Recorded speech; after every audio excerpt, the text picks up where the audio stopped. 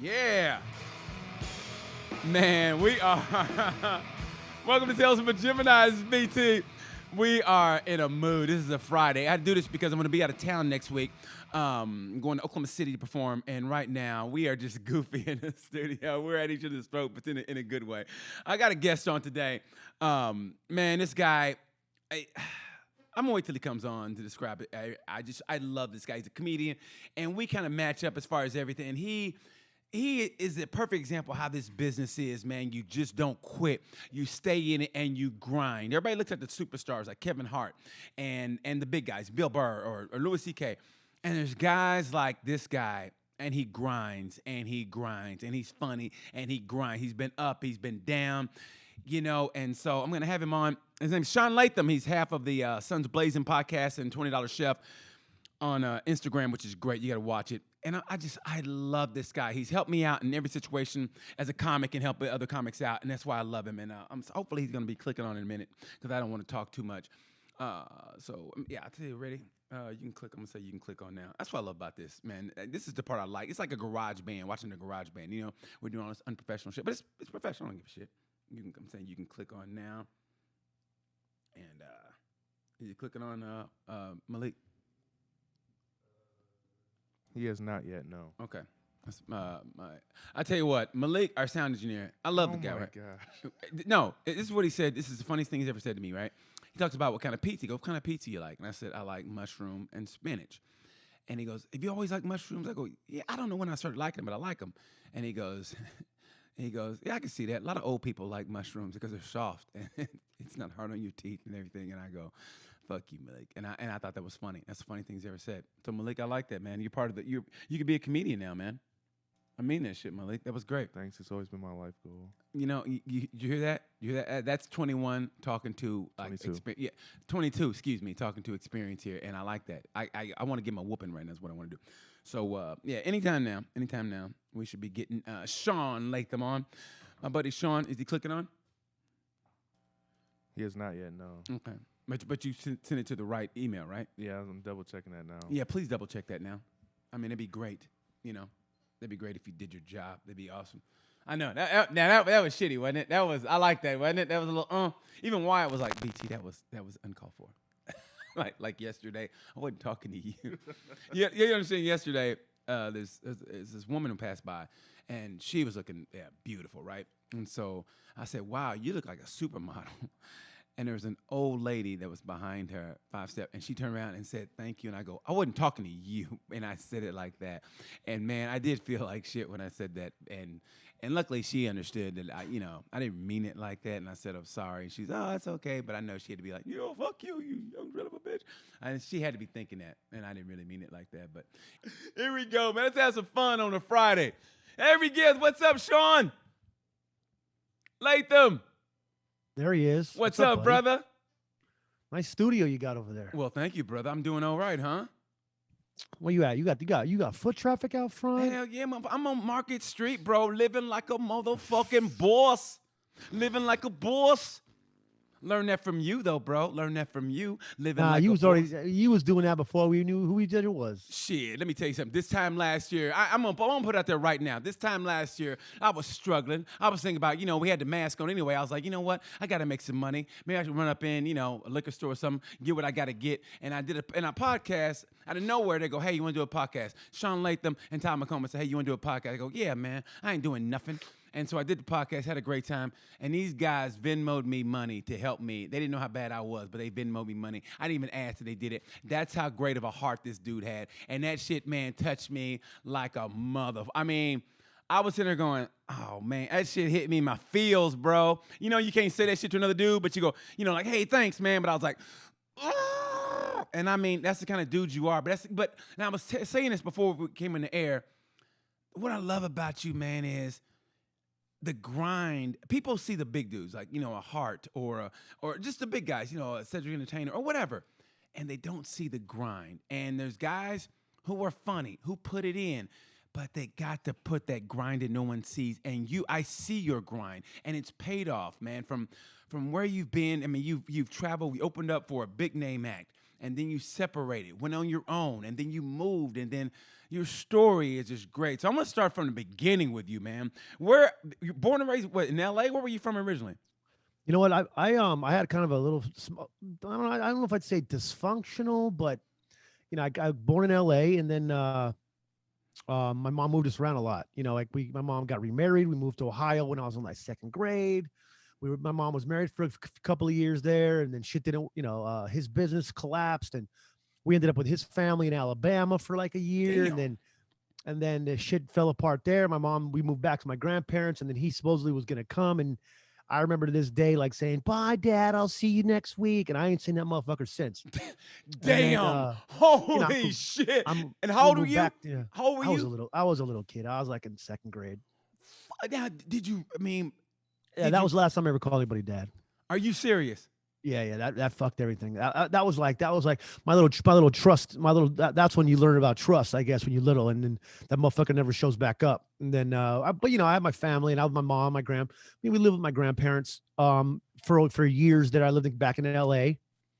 And then I was there. We were there. Then my mom, she had met somebody else. So like in fifth grade, we left and went to South Carolina, and my mom was dating somebody there for years, and it was a very complicated situation there, and I didn't understand it, but I don't even know how personal it's going to get here, but Go ahead, man. we were there for a few It's your years, story. and then it didn't that didn't fly anymore. My mom, that relationship didn't fly, so we moved back. We moved to Arizona, and that was kind of shitty because it kind of ripped me apart from everything I loved at the time.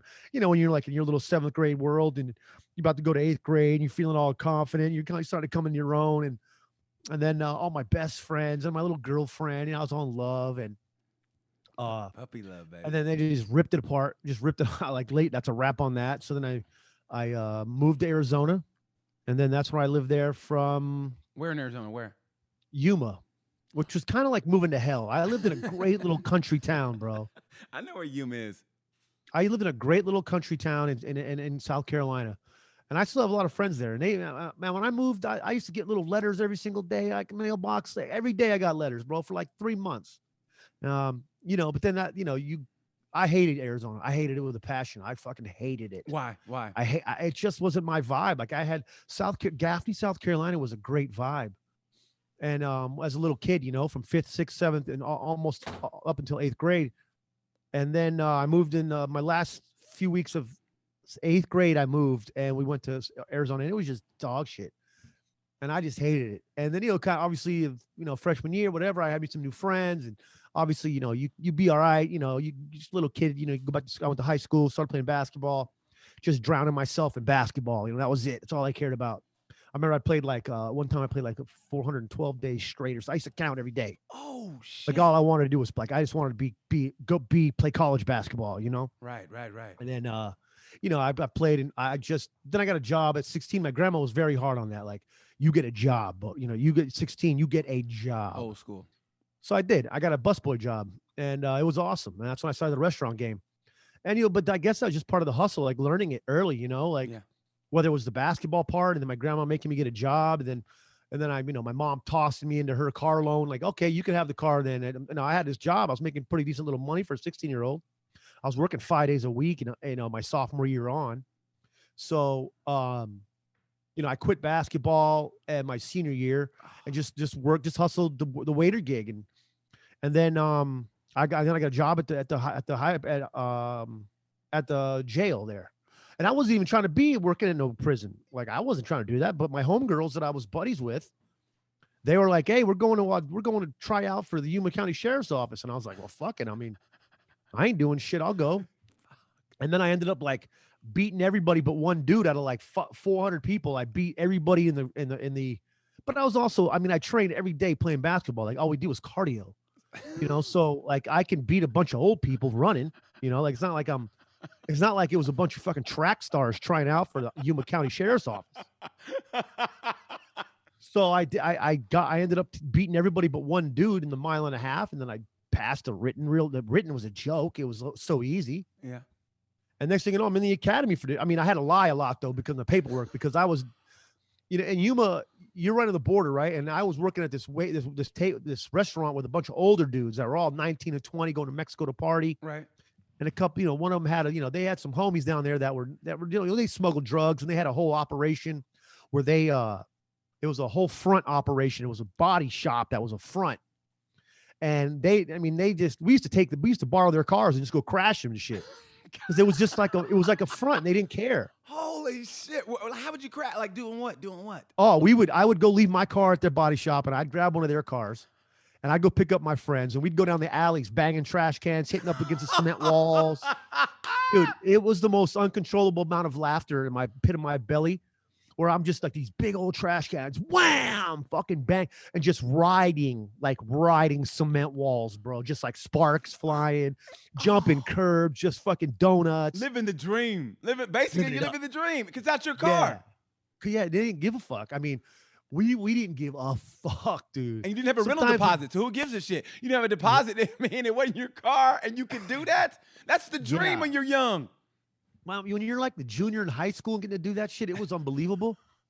And we were having so much fun doing that shit, but I got, the next thing I know, I'm like letting them use my car to run drugs and shit, and then I'm getting scared, and because they coming back 2 and 3 days late on it, and and I'm scared shitless trying to tell my mom I'm gonna have to report the car stolen, and then the day he finally show up with the car, and I always be driving one of their other shitty cars around, like, trying to tell my mom, oh yeah, no, I'm getting the car fixed right now or whatever, just having a lie, just getting myself into some shit, letting them use my car to run this shitty ass weed. And then I'm getting my cousins involved. I have some druggy ass cousins, and I had them fools that these dudes in Mexico, they needed drivers to drive the weed to LA. Yeah. So my druggy ass cousins, I'd be like, yo, you guys want to make 100, you want to make $600? Like they would give me 3,000, and I would only give my cousins like $600-$700. You sound like a comedy booker. You were ready for comedy back in the day. Everybody was getting good ass tools, bro. I was at my stepdad at the time was getting big ass, $500 toolbox for Christmas and shit. My everybody's getting jewelry, but that was for a while, and then I just did that for a while. And then I got the job at the sheriff's department, so I had to lie about all that. And I was smoking weed like a motherfucker too. But I lied on the lie detector test, and I lied on everything, and I just passed. You can lie on a lie detector test real easy, bro. Yes means no, and no means yes. That's it. Wow. And so, I remember falling asleep during it. And then I passed it all. I get a job there. I'm working there, and I stopped. I had to stop smoking weed and shit. And yeah, you kind of got to. And I'm working there for like a year and a half, and it's going smooth. And I got hired. I get hired on as a highway patrol. So I'm like, all right, this is gonna be my life. Like I'm gonna be a cop, you know. Right. So I got hired on as DPS highway patrol, and then I'm right before I leave to the academy. I passed like a year of tests. It takes like a year or so of testing, and my goal was like if you pick middle of the state, like if you just pick out in the middle of nowhere, they'll give you a state funded house at like 10% cost. Nice. So I was like, let's do it. I'll go pull people over in the middle of nowhere, get me a free house, basically build my life. Yeah. But then I got a DUI coming because we used to go to Mexico and party like crazy. Yeah. Like I would go even when I was at sheriff's department, bro. I was a maniac. We wouldn't even go to sleep. We would go to party until 4 a.m. and then I would have my uniform with me because if you got pulled over in Mexico, they think you're a cop. So they just let you off. So I was drinking and driving, fucking banging around in Mexico, getting hammered. And I was always the dude that drove. Yeah. I had a nice car, and I'm always like, yo, I'm the motivated one to go to Mexico to party. Yeah. And we'd be down there getting hammered, eating tacos, just driving around San Luis. If you get pulled over, it didn't matter because you had your cop uniform in the back, even though they didn't really put 2 and 2 together that it was just, I was only a prison. I mean, a little, jail guard. Right. I wasn't like a real, I wasn't like a real cop. I was trying to be, but then I ended up getting a DUI coming home. I was doing donuts in the parking lot all fucked up. Cop watched me, pulled me over. And that was the last, I got fired from that job. And then I didn't know what to do in my life. So I moved to Phoenix, bro. I was like, oh, I let everybody down, bro. Cause I was doing so good, Yeah. Like my whole my mom's sister and her kids were all fuck offs, right? Right. Like all drug addicts, my grandparents always having to put the house up for bail, shit like that. There's always, some shit going on growing up. And then so I felt like a loser, and I just left. I was like, I left the town, and I moved to Phoenix, and I got a job waiting tables, and then I was at Olive Garden kicking it, doing my thing over there, and OG. yes sir. And then I was like 19, got an Olive Garden job. I was 20. And then I got a job at this Phoenix alarm company. I was telemarketing, trying to, get this little. I was trying to be a sales rep because they made like $5-10 grand a month. Damn. And I was like, man, I'm gonna get me a sale, but I got to start at the telemarketing part, Yeah. But then I remember I hated that job so bad, bro. And I'm moving across the street. There's a Chicago dog spot across. Original old school dude, like down on 44th and Indian School area in Phoenix. Yeah. And I remember bouncing checks and shit, and the guy would come over and be like, listen, man, I love you coming in here all the time. You're a good dude, but you just bounced an $8 check again, man. An $8 check. Yeah, bro. I was struggling, dude. An $8. And he let me eat, and he didn't say shit because he knew I worked across the street. Right. And I ended up paying him. That's whenever I got paid or whatever. And then I quit that job and I got a job as a. See, it's like I always kind of thought things were, there's always like some sort of divine intervention of like, the universe has a path and it's just, you just got to keep on rolling, whatever it is. Yes.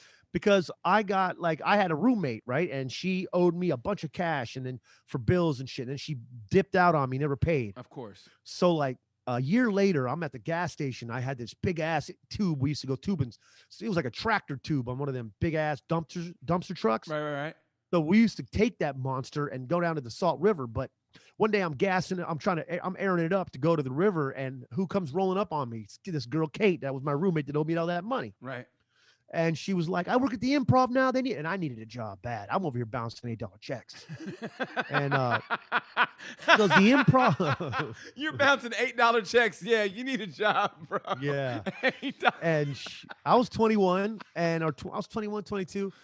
And she was like, the Improv, I work at the Improv and they need waiters real bad. And I was like, oh shit. Okay. I need this job. So I rolled down there. I applied. I was bartending at Chevy's Mexican restaurant. I had just gotten fired. They had the best damn salsa of any Mexican restaurant I've ever had in my life. Chevy's restaurant. They're back there roasting it. Yes. Yeah, I went there specifically for the chips and salsa because they were so damn good. Yes, sir. Yes. I had a good scam going with them chips and salsa too. What'd you do? Many people came in just for the chips and salsa. So when I was bartending, before I got fired for fighting a dude on Super Bowl Sunday, I used to just ring up one, right? People would just come in, bro, right? There would be $6 for the big ass bag of chips and you get a thing of salsa. So I would print off a few receipts in the morning when someone would pay cash. Yeah. And then I would just keep giving them the same one and pocketing the $6 every time they came in.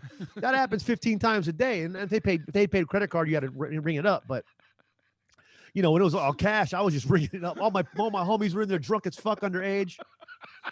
Just drinking, bro. Maybe that's why comedy ain't gonna work out for me, man. I did too much dumb shit when I was little that the world is just gonna let me have just enough to make me think it's gonna work out. Let me tell you something, man. If ever anybody underage listening to this, if you ever want to go drink underage at a restaurant, always go to a Mexican restaurant. They never ID. It's the truth. They never ID. Mexican restaurants, real authentic, they never ID. That's the truth. For some reason, when I lived in California, I think I lost my license, right? And they knew I was 21, but they go, hey, man, no ID. I'm sorry. We can't let you drink. I was like, okay. And I went to Chevy's, and man, I ordered margarita after margarita and not one ID. No, Mexican restaurants don't give a shit. Yo, my girl's son just figured that out too. If you walk in a Mexican restaurant, you will get served. You can come in on a tricycle. They will serve you a drink. They're like, nah, this kid's 21 and a half. Easy. Nice tricycle, kid. What kind of drink you want? Yeah. True. Yeah, and I used to let all the homies in, man. I was serving them up. And then I got fired. I got in a fight that day. What happened? What if I want to hear about the fight. I had broken up with a girl, and then her the other old lady worked there, this old crackhead, and her husband saw me fucking around with somebody else out back, ratted me out. Even we already broken up though. Yeah. Anyways, he comes in. He didn't like my attitude when he called in for chips and salsa. I let him have it. He didn't like your attitude when he called in for chips and salsa. Yeah, he was a crackhead. I never understood why this guy thought he could fight me, but anyways, he comes. Yeah, I go, well, if you don't like my attitude, come do something, bitch. And then he comes barreling in a restaurant, and I go, nah, go outside, go to the side. It was packed on Super Bowl Sunday, and I had all my underage friends in there drinking. So we all go out, pile to the side of the restaurant, bro, and I beat the shit out of this kid. Like he goes to kick me, and I grab his foot, bro, and I'm pulling him. and I'm holding his foot like, you guys ready? All my friends are cheering, bro. We're all tanked up. Everybody's hammered.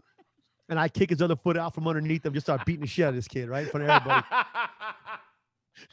Anyways, I go back, finish off the shift, bro. And then and they suspended me for a week and then they fired my ass.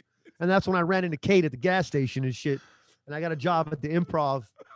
And then I started food running at the Improv in Tempe in March of 2001.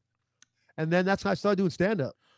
Dude, I wonder if our paths crossed because I think I worked there in 2001. I worked there. I opened up for George Lopez.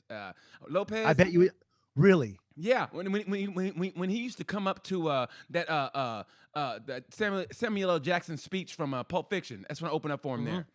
It was, and that was honest, I was probably there. Yeah, and that was before he got really, really big. And so I opened up for him there and opened up for another act. But I remember, yeah. So I bet our paths crossed and didn't even know it.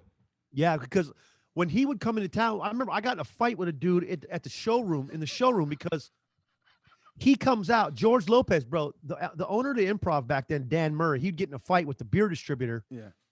And then he would just be like, all right, get all the Bud Light out of my restaurant. So when George Lopez came, that's the last thing you want to do is get rid of all the Bud Light when the George Lopez Mexicans come in. Because the George Lopez Mexicans are way more gangster. Yeah. Than like the Gabriel Iglesias Mexicans, right? Yeah. The Gabriel Iglesias Mexicans are fun. They're enjoying it. They're nice. The George Lopez ones are aggressive and shit, right? Yes, they are. So this guy comes out and he's fucking mad. There's no Bud Light. And he fucking throws the manager in a chokehold. And over it, he's arguing. So I come up, throw the dude in a full Nelson and shit. We throw him out the restaurant, kind of beat him up a little bit out in the patio, and get some kicks in and shit. And then that was so. Then George Lopez goes up. Was that the weekend that he got kicked out because he was on his hands and knees? No. Dan blowing dicks, the owner. No. I don't know about that. No. Yeah. George Lopez, he went down. I remember he got 86 after that. One of the last weekends I had seen him, he got booted because he was laying into the owner. And I guess something happened between him and the owner, Dan. Yeah. And George Lopez went up there and just bagged on him ugly. And it was awesome. We all loved it. Because we nobody liked the owner. Yeah, nobody liked Dan. Yeah. And anyways, that was a wild club, but that's when I started stand up. There was a few other dudes doing open mics and shit there. Yeah. And I just started open micing with them. And that's how I got into it in 2001. Okay, so when you got it, did you had any aspirations at all, or you just said, "Fuck, I think I'm funny. Let me try it." I mean, do you have any like, "Hey, I'm gonna be this," or was just something to do? Well, when I first worked at Chevy's, I mean, at the end there, a girl I went to high school with, she also worked there, and her other job on Mill Avenue in Tempe, there was a place called Belo's, which is still there. It's just a different name now. I forgot, it's like a piano bar now. But she said, you're so funny. You should do open mic at my other job. They have a contest. And I was like, I'll do it. Yeah. But I was like, this was like in 2000.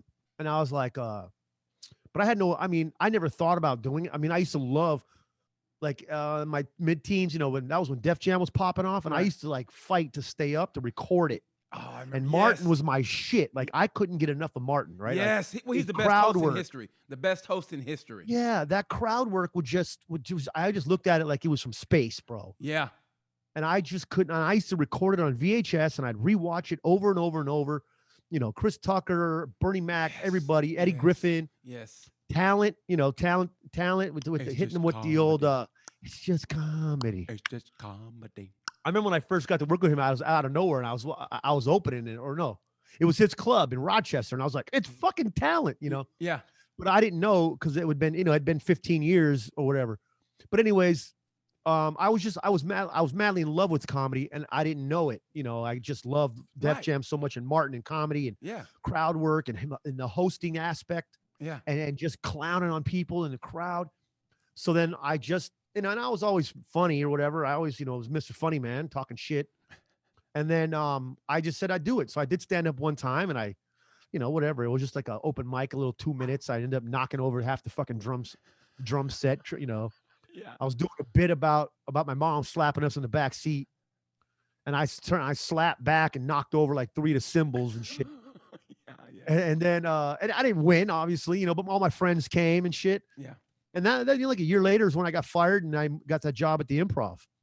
So, okay. And then I just these guys were doing it, and I was watching it every day, and I was like, I could fucking do it. I could do it. And they were amping me up too, and so I started slowly doing open mics, over for the next year and a half or whatever. Yeah.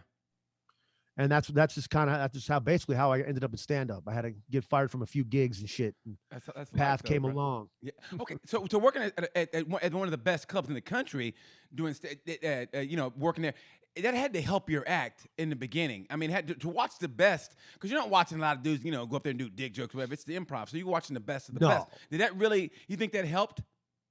Yeah, it definitely did, because I watched probably, there's 10 guys now that don't even on the planet no more that I got to watch regularly. Mitch Hedberg, Robert Schimmel. Yes. This is when Jeff Dunham was like a papered act. Like he would maybe sell out maybe one night. Yeah. If that. Not even. Actually, he wouldn't even do that. Wow. I mean, I got to see Richard Jeni. I got to see Ralphie May. I got to see so many legends that were on that stage. At the time, Joe Rogan was selling out then hard. Yeah. He was crushing. People have no idea how long Joe Rogan has been in the game, selling thousands of tickets. Yeah. Yeah. Not just in the game, but selling out weekends. Mm-hmm. Yeah. That's when David Tell had his show Insomniac. Oh my God, the best. And ever. they filmed it. They came through there. Yeah. Seinfeld would do one-nighters. I mean, it was just an unbelievable point of stand-up. And that's when I became buddies with Daniel Tosh real early, because he was a middle act, but he was a fucking killer. He's still a killer that no one mentions in the first breath when they talk about the greats now. And I think because he stays underneath the radar, he's never on podcasts. He never is. But his act, if you watch his act, that dude is just as good as anybody out there as far as not giving a fuck. He had some bits that I was so good. That was so good. He had this bit about being in Santa Monica, and then he would fill up his cargo pockets with change, and he'd strap a Viper car alarm on his chest. And then he'd wait for the first dude to ask him for any spare change and hit the alarm off. And he'd go, rear, rear, rear. And he'd start throwing the quarters out of his fucking pockets, out of his cargo pockets. You hit the jackpot, motherfucker, right?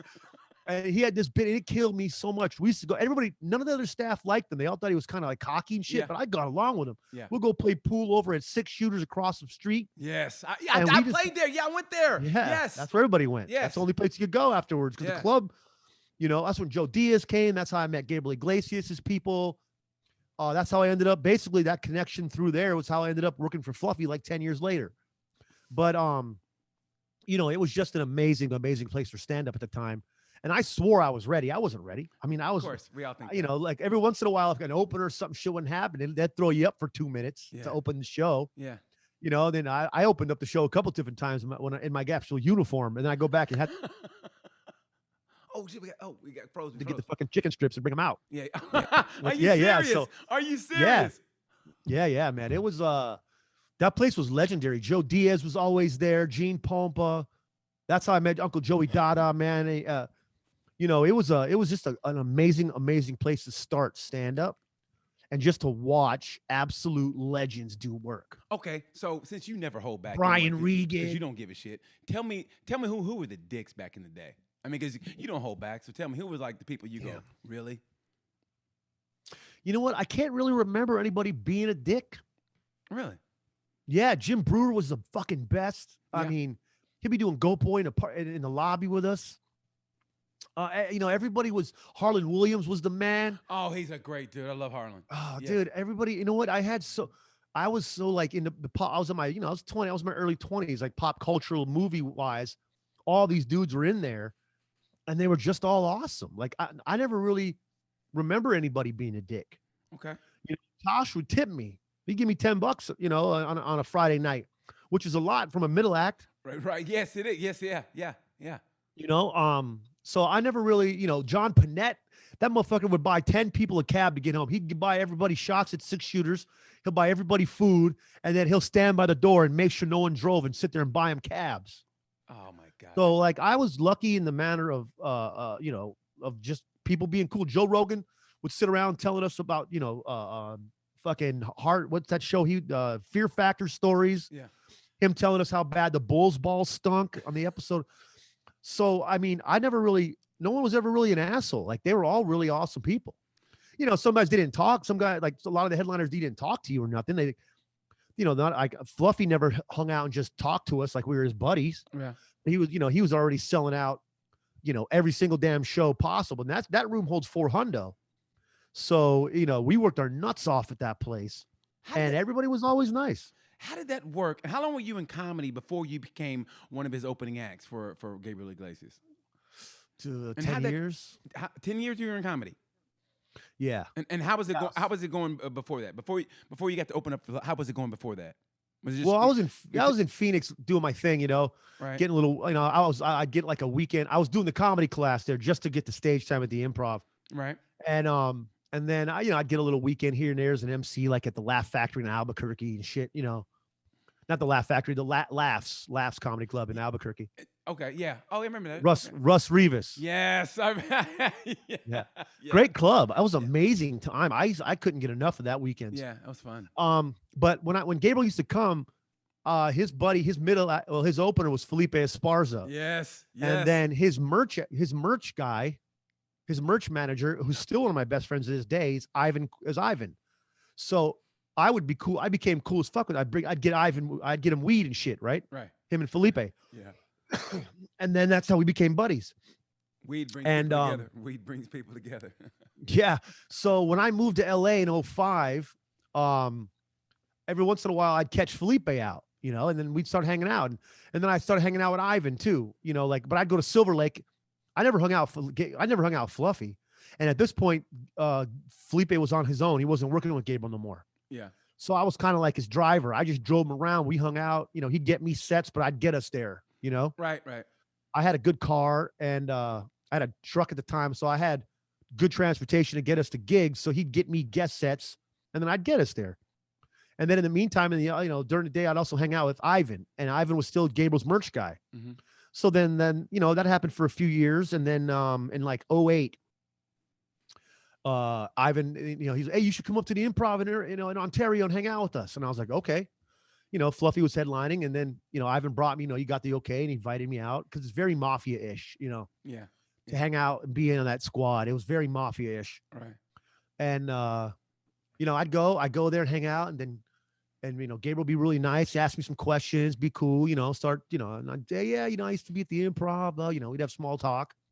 I'd go help. Then I'd go out and help Ivan with the merch, like whatever. It was like a nightclub at the merch table. Yeah. Like it was like serving drinks, and I was really good at it because I bartended for so long. Right. So we were just slinging it, right?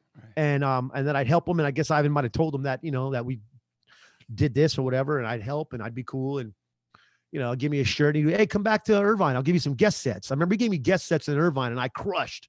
I had myself a fucking weekend of some sets. Yeah. And then that was it. And then in late 2008, Fluffy goes, after Irvine, he goes, hey, you want to go to Houston? Somebody else couldn't go. And he goes, you want to go to Houston? I'll give you $500 and I'll pay for your flight. And you just help with merch and you could do guest sets. I was like, fuck yeah, dude, I'm going to Houston. So I go to Houston with him. Yeah. And I still have this monster tattoo on my arm of this fucking from that weekend because we were there getting hammered, and these Mexican dudes roll up with a 12-pack of Bud Lights and goes during the meet and greet. And he goes, hey, who wants tats? We got a shop, dude. We're doing it, Gabe. Anybody who wants them. So the dude goes, okay. Fluffy goes, hey, who wants to get tattoos? And me and Ivan were like, fuck it. So we went, bro, and I got this big ass Aztec chick with a weed headdress on my arm. It was like a 6-hour tattoo. We sat there all night, got in shit can. And I didn't have $1 to my name, bro. I didn't have $1. And then I felt so bad, but I don't know if these dudes got tipped or not, but they got the story. So fuck it. Fluffy was there all night drinking tequila with him. Oh my God. And Fluffy didn't. Yeah, and then after that, I didn't work with him. And then he said, what did he do? And then out of nowhere one day he goes, hey, you want to go to Hawaii? And I'm like, fuck yeah.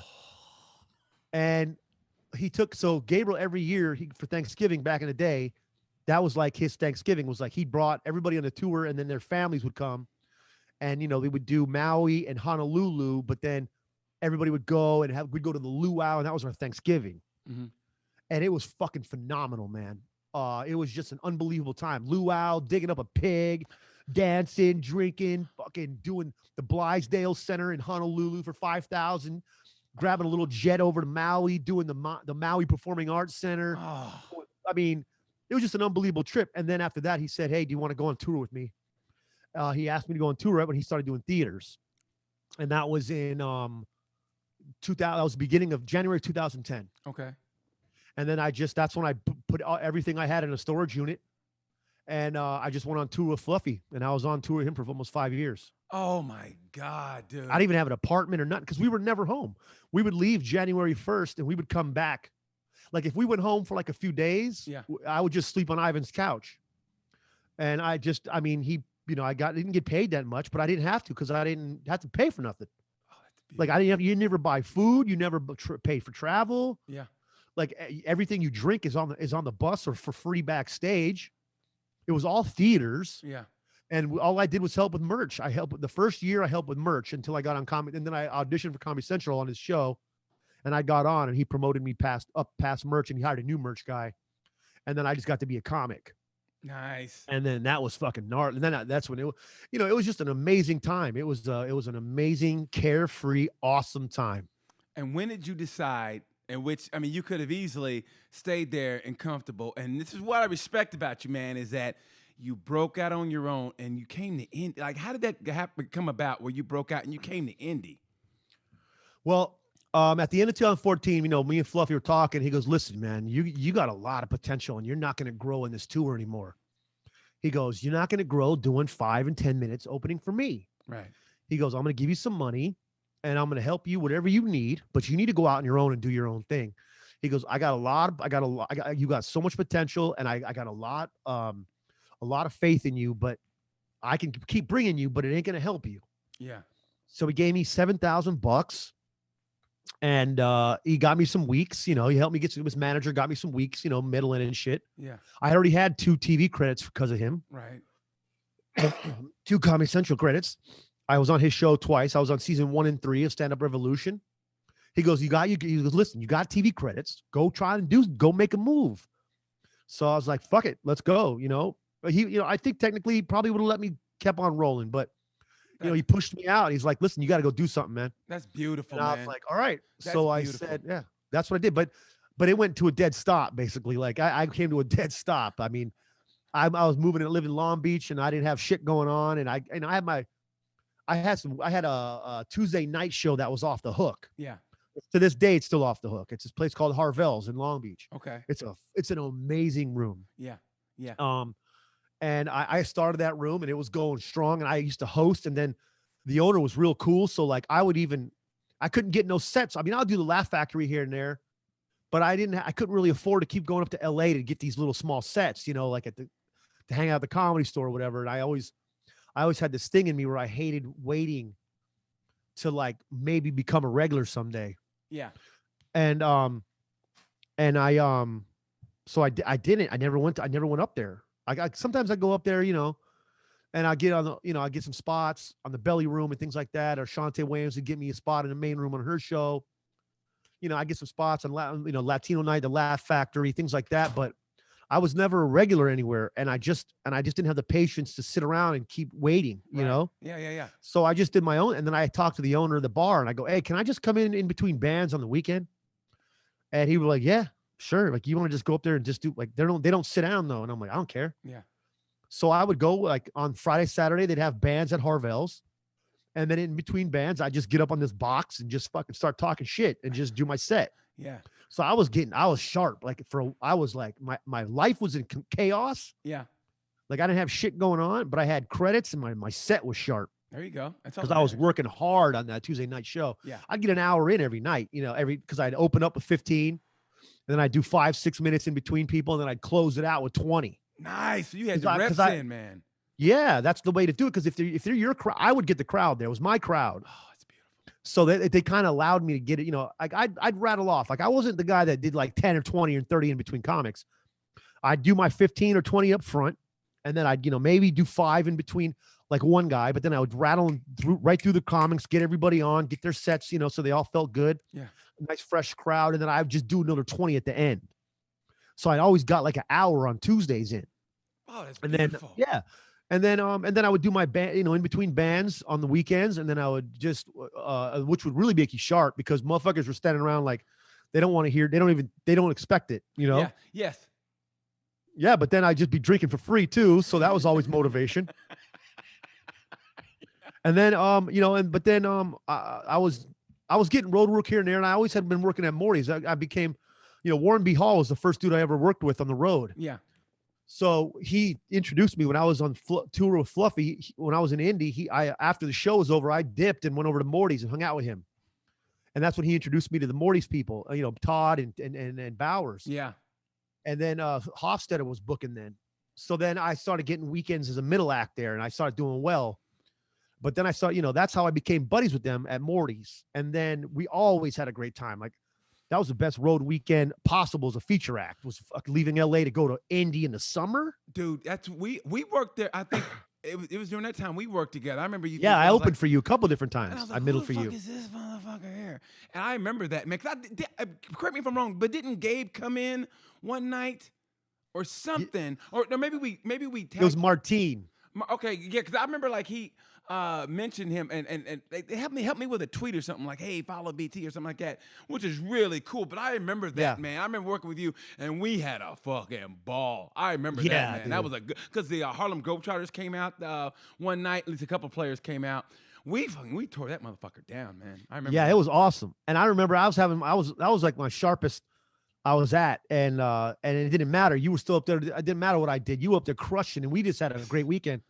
And I think I medaled for you at least 2 different times. Yeah. And then before they started headlining me.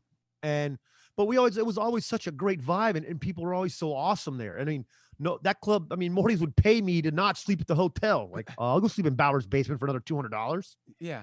How crazy. Like, I get $700 for the weekend as a fucking middle, $650 as a middle. Yeah. And it's just a party the whole time and hang out. And then, so when I was like just struggling along in LA, I had nothing going on. I was on my buddy's couch. Yes. I had an apartment and I was moving out. I put my notice in. I was moving in with these other kids. And then my dog, the dude must've been fucking with my dog because my dog ate his glasses one day, my little puppy. So he got all pissed off and then he didn't want to move in with me. And after the motherfucker slept on my couch for 4 months, bitch. Yeah. But my little 1-bedroom. So then I was like stuck. So I had to go move on my buddy's couch. Right. So for like 6 months, I'm on my buddy's couch and I got nothing going on, bro. Yeah. Nothing. Oh. I got my show, I got my little Tuesday night at Harvell's. I'm doing the weekends. And then that's when Bowers called and said they were starting up that Motor Pugs thing, which is like a sketch group for stand-up comedy, right, for comedians. And I was like, well, I ain't got nothing going on, man. Fuck it. I'll come out to Indy.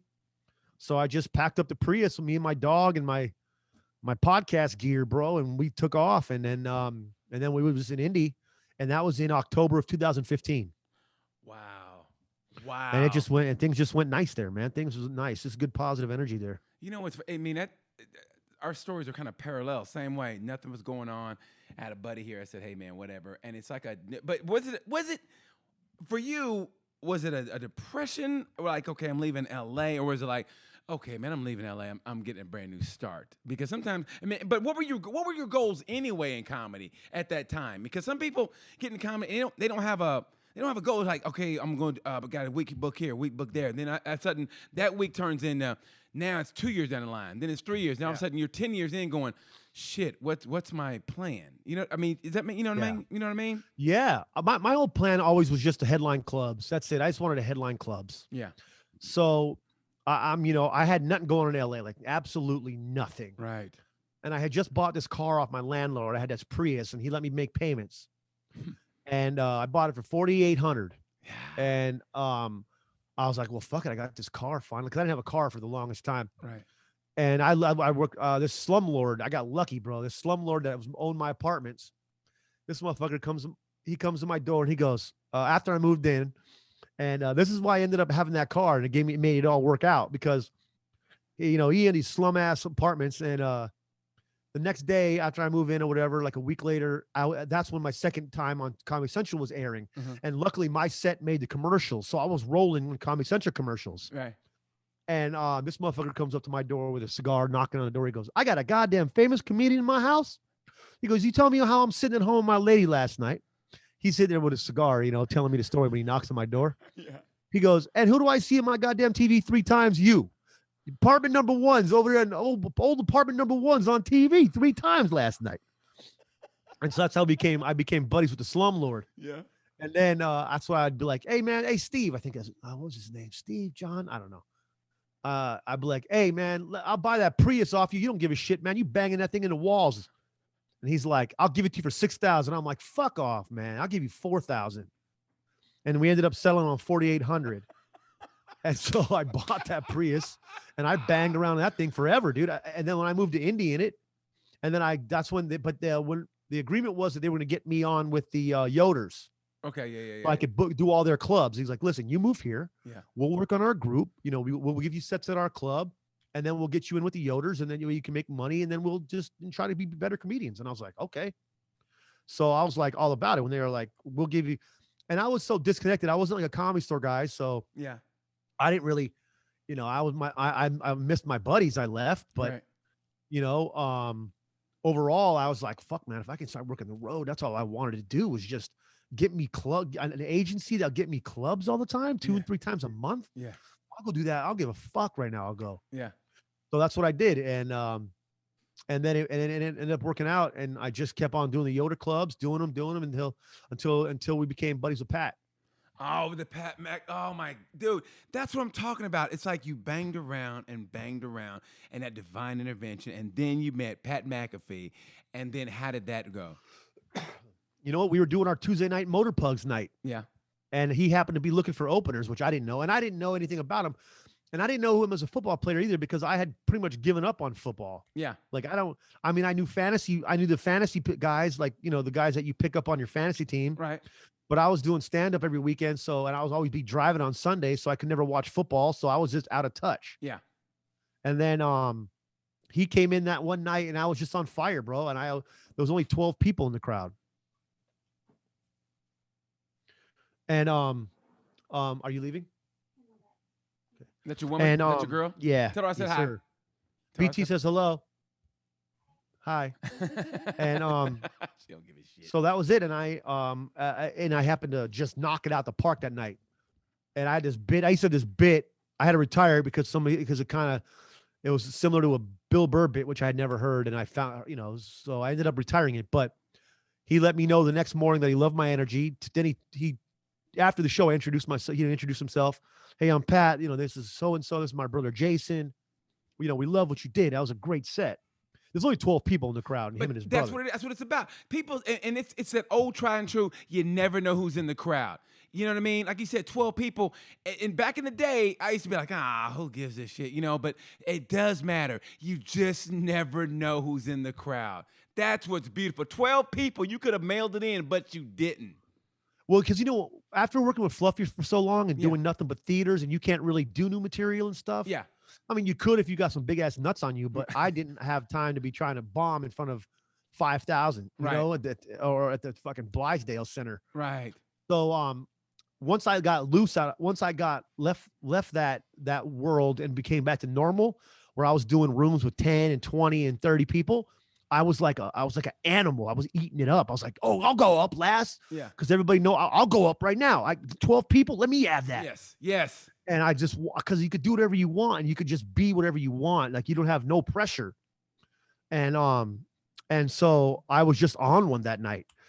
And then the next day he messaged me, let me know that his girl had made him the best sandwich of his life because of my joke.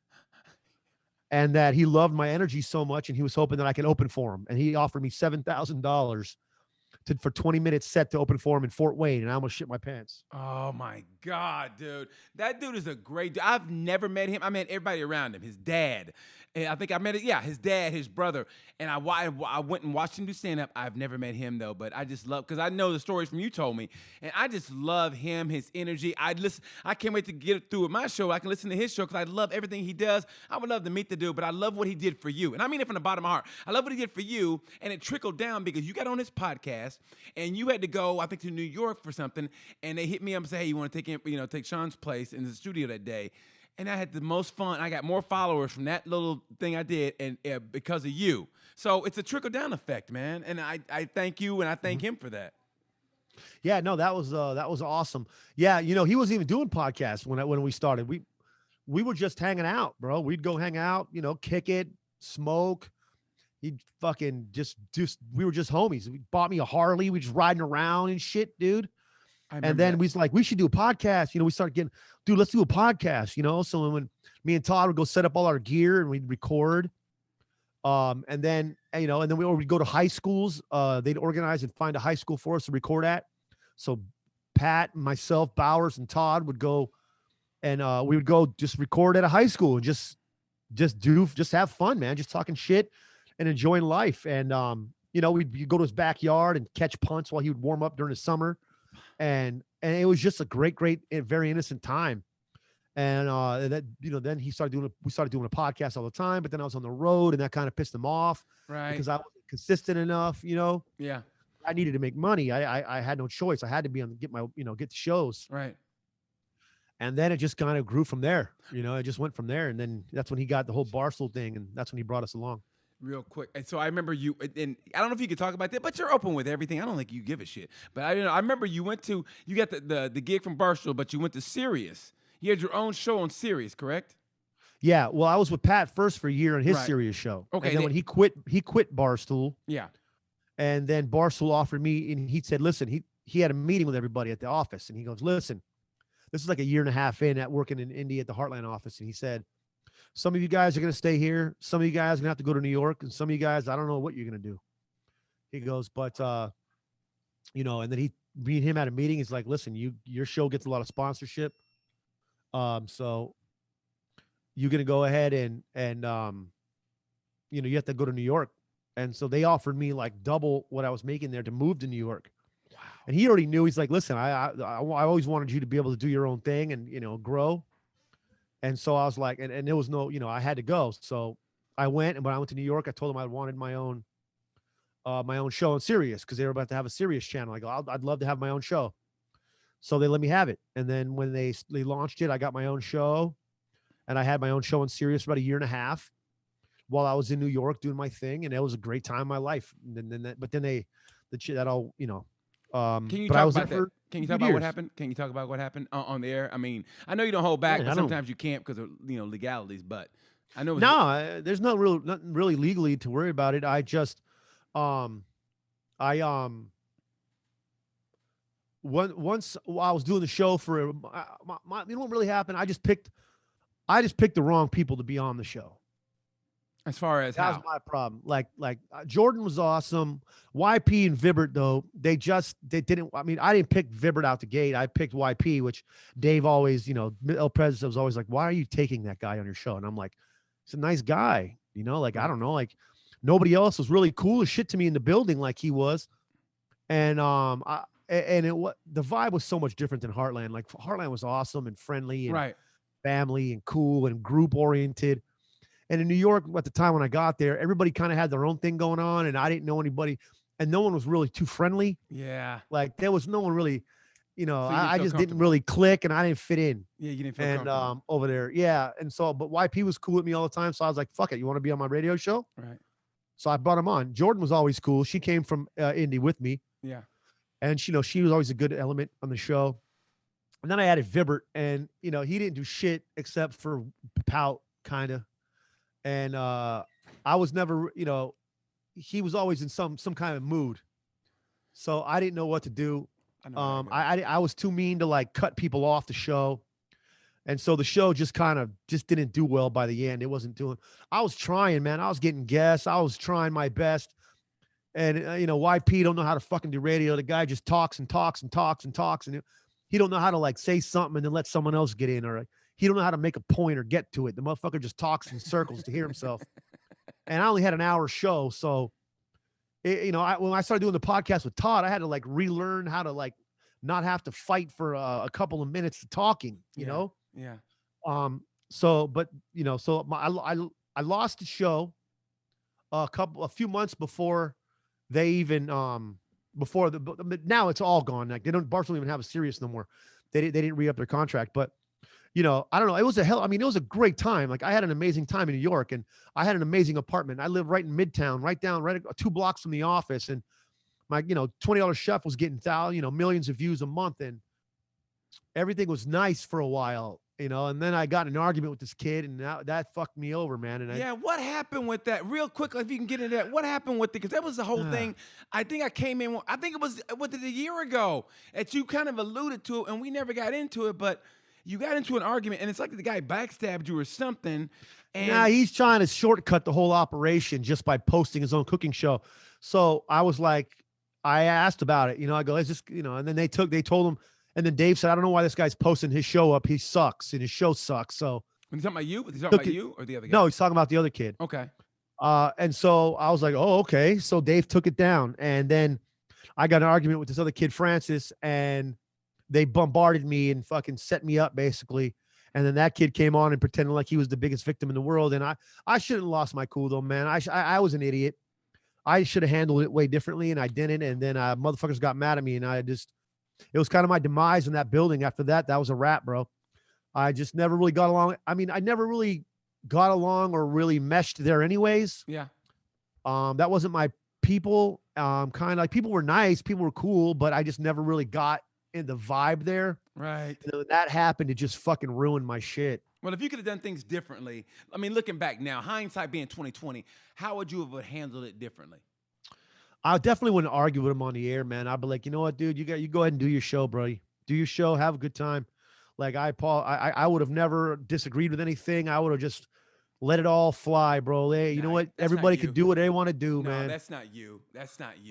You had a fight at a Chevy's with a crackhead, so that's not you. Yeah.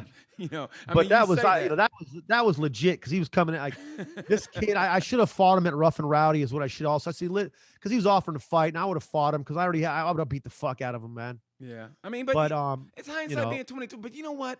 But you said that in the beginning of this chat when you said that divine intervention, and when you said that, everything we've talked about, that's what's happened. I mean, if you look at life, okay, yeah, the show went on, but you met your fiance from this, right? Mm-hmm. You met your fiance. You had another podcast with Ty with the Guns Blazing, right? Yeah, the Guns Blazing podcast. You still got your $20 Chef podcast. Dude, I mean, not podcast, but $20 Chef. If you ever want to go to Instagram, please watch $20 Chef. That is great. It literally is great because it's like balling on a budget. If you're like a single guy like myself, you're balling on a budget and it's quick and it's funny and it's you, man. You got to know you. You're funny, you're abrasive and aggressive, but not in a bad way. You're a good aggressive, and it's just fun. Everything you do is fun, and it's like I said, it's that divine intervention, and it's all worked out. I ask, and again, like right now, like I was floating way higher back in like at the peak of the summer of 2018. Like that's when that shit popped off, which sucks. But I had the show, and Tornado Chef was doing good, and I had everything going nice, and to this day though, like everything has just kind of stopped. Like growth is stopped. I mean, I just gotta, again, you can't question the universe, and I'm hoping to Christ that the push through continues. Like you always gotta, I had to push through after Fluffy. I had a nice little 2-year down there before I got to Indy, and then I found my way again. Yeah. And I guess, we talked about the other day on the podcast with Todd, we're pretty positive, but I just like when does the rebuild have to, when does the rebuild process when can I just keep building off of what I already have? Why do I gotta, again, you can't question the universe, and and I'm still in a funk right now. I'd say like I've definitely been in better positions in my life, right? And we're trying our ass off. We're trying, man. We're working hard. We record twice a week. We're always we're working with the ACL. We're always trying to grow and put out new, fun, refreshing content and do fun things. But it's just, again, here we are. I'm in another rebuilding process. You're like, fuck, but I got to trust it because that's how it works with the universe. Like you can't question it. I'm not really a religious dude. I'm more of like a spiritual dude. Like, right. But again, like, oh man, here we go again. But here we go again. But here it is though, man. I mean, you're saying this, but I'm looking at you. Honestly, I look at your followers. You have like 36,000, and what you do, and I'm looking at you as like, God damn it, I would love to be in your position. And you're saying this, so that's just how life is, man. We gotta keep pushing everything we do. Yeah. I mean, but look at life. This time last year, I was in a funk. I mean, this show right here, I can't say it saved my life, but this show here, man, elevated me because when this thing first hit. when the virus first hit. I was depressed. This show saved like my soul, man, because I was like depressed, like no shows going on. I ain't got no money coming in. Then you guys said, hey, let's do. You want to be a guest on the podcast? Like I said, you guys threw me that money, man. I was damn near tearing up, like fuck. I went and got some groceries at night. Cause when you guys Venmo me that money, I was like, thanks, man. I remember being in Meyer going. And I fucking got $100 worth of groceries, fucking crying my ass off. So but that's I was life. blessed last year to keep the job. Like, I was blessed to have the job last year, you know. But that's fucking life, man. And that's what we got. We got to keep fucking pushing. And look at us now. Another year, I'm in a better place mentally. I mean, this today talking to you, I couldn't fucking wait to talk to you today because like I said, in the span of a year, I'm in a fucking better place mentally than I was last year. So you're going to get there. It's just going to happen. Hey, like the song says, you got to go through hell before you get to heaven. So you're going to get there, bro. You're doing better. Like you said, you got a fiance. You had your show on. I would love to have been in your position or be in your position now. So it's just one of those things you got to push through life. And I got to go. We got to have a part 2. We really do, Shaun. I really do. I always, like one of my favorite people on the planet to speak to is like, no matter what I'm doing or how I'm feeling, like I always know, like, it's just when I'm with you, I'm like, man, it just feels good. like the vibe is there. Everything is just better, man. That's what I love. And I was all happy whenever you asked me to be on here because I was like, man, that means I'm going to have a good Friday. Fuck, dude. I mean, seriously, that if you guys get a chance, $20 chef on Instagram, you gotta watch that shit. Funny, and it'll make you go, damn, I want to. And by the way, I had a dude on this week. His name is Simon Patterson. He made Christmas pizza. I'm gonna introduce you guys on Instagram. Okay. You guys need to get your Wonder Twins to activate. He had Christmas pizza. He put ham, turkey, cranberry sauce on his pizza. Dude, you guys gotta do that. He lived out of his van with a portable pizza oven. You guys gotta get together, man. I'm gonna get you guys to get together and make pizzas or do whatever. You guys got to get together. But man, I am running late. We got to do a part 2, Shaun. We got to do a part 2 because man, I look up to you and what you did for me, man. Fucking, they hit me in my motherfucking feels, dude. I mean, I was fucking tearing up. I remember, like I said, being at a Meyer, seeing that money come in and knowing I could eat that night. Fuck, dude, that hit me hard. So. Thank you, man, for being the inspiration. You're going to get through. I mean, it's going to happen, dude. I mean, it's what we do. Hey, we do what we do. Like Rocky said, fighters fight. We're comedians. We find a fucking way, bro. Because we grind that shit. So Shaun Latham, look him up. He and Todd on the Guns Blazing podcast. $20 chef on his IG. Shaun Latham, thank you so much, bro. I mean it from the bottom of my heart. You are the fucking man, and it's gonna work out for us, man. It is. And man, one day, who knows? Maybe me, you, and Todd can do a show together. That would be fucking awesome. Oh, I can't wait. We got to do that. I would open up for you guys. I don't give a shit, man. Let's just do it and have some fun. I mean that, man. So listen, You I the gotta best, go. man. My producer's giving me the rap. I gotta go. Shaun Latham, follow him on Instagram. Also on his $20 chef. Follow him on the Guns Blazing podcast with our buddy Todd McComas. And like I say around this time, thanks for watching and peace.